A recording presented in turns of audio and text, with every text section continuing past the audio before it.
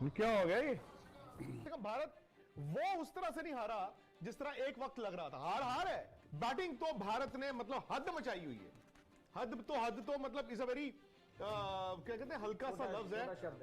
हद से भी ज्यादा भारत ने पर विराट क्या इनको ना क्या मैच को रीड करना भी तो आना चाहिए ना। तो मैं इसीलिए कहता हूं हिंदुस्तान में आप क्यों नामों पे जाते हो, सिर्फ प्रेशर काम पर क्यों नहीं जाते आप? प्रेशर जिस दिन आता है कि हमें आर पार का मैच है, आज निर्णायक मैच है, उनकी टांगें कांप जाती हैं। सॉरी, वो नहीं खेल पाते। अच्छा, हम तो मैच टीवी पे देख के जो भी हम बोल रहे हैं, ठीक है, क्या जो ड्रेसिंग रूम पे बैठा कोच या जो कैप्टन बैठा है वो नहीं उसको कह सकता? नहीं, आपने जो ब्रेक पे बात की राहुल द्रविड़ की, मैं तो कहता हूं कि अब राहुल द्रविड़ की और बात होनी चाहिए। भाई यार, ये किस तरह की रणनीति बनाते हैं आप, किस तरह की स्ट्रैटेजी बनाते हैं? इसका मतलब क्या है कि आप डर रहे हो, फियर ऑफ फेलियर। 1.5 घंटा पहले मेरी आपसे बात हो रही थी ना, मैंने क्या बोला था? Fear of failure. ये dressing room fear of failure का ड्रेसिंग रूम है, और ये 2007 की याद कराता है, 2006 के एंड की याद कराता है, 2007 वर्ल्ड कप की याद कराता है। There is something common in this.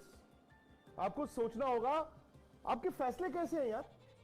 ये पिछले कई दिनों से जब से कपिल पाजी ने ये बोला, कपिल देव जी ने बोला कि you can call them chokers, हकीकत है।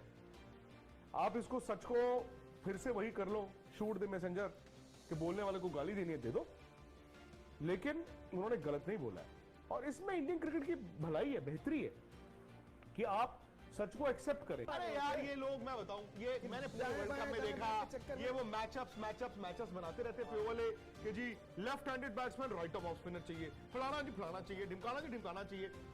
आप तो कहो नहीं यार, राइट हैंडर के सामने ऑफ स्पिनर नहीं दे सकते, वो तो भाई लेग स्पिनर या फिर लेफ्ट हैंड स्पिनर होना चाहिए। उन्होंने तो मैचअप नहीं किया ना, उन्होंने नहीं किया मैचअप, उन्होंने बिल्कुल कोई मैचअप नहीं किया। ये मैचअप वगैरह जो है, ये मतलब अजीब ही आपको यार